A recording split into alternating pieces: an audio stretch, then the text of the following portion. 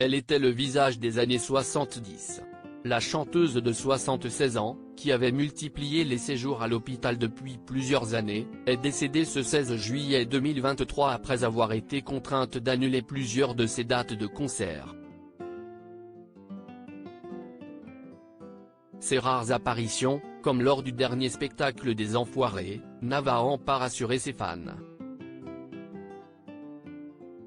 Le 5 avril, c'est Ben Attal, son petit-fils, qui donnait de ses nouvelles dans le podcast Tant qu'il y aura des hommes, à retrouver notamment sur la plateforme Apple Podcast.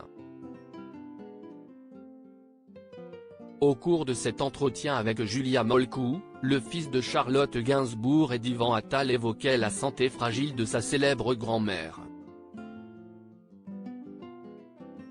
Selon lui, cette dernière se remettait lentement de ses récentes blessures, des fractures de la cheville et de l'omoplate. Elle commence à être un peu fatiguée, confiait-il, expliquant qu'il lui rendait souvent visite. Et de préciser qu'il était encore avec elle juste avant l'interview. Puis d'ajouter, ému, la concernant, je la vois vulnérable, dans le besoin. Il y a quelque chose qui s'est effacé en moi et j'ai juste besoin d'être présent pour elle. Supérieur à Jane Birkin, retour sur l'évolution physique de ses petits-enfants Alice et Ben Attal. Ben Attal, ses liens délicats avec sa famille maternelle à 25 ans, passionné de cinéma et de cuisine, Ben Attal dit nouer une nouvelle complicité avec certains de ses proches, comme sa mère, Charlotte, mais aussi son aïeul, à qui il n'avait pas parlé pendant très longtemps.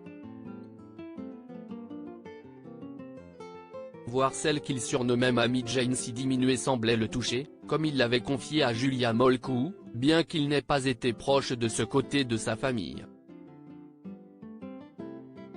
Le frère d'Alice et Joe a cependant abordé cet héritage à travers sa mère. Mon grand-père était parti avant ma naissance. Ma mère a ressenti sa perte d'une façon très dure, explique-t-il dans ce même entretien. Une douleur pour l'unique fille de Serge Gainsbourg et Jane Birkin, au point qu'elle ne supportait plus d'entendre la voix de son père à la radio, se souvient encore Ben Attal.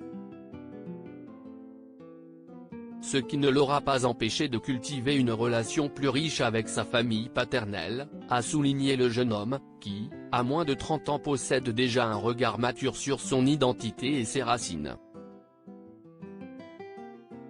Article écrit en collaboration avec 6 Médias. Crédit photo, Coadic Guirec.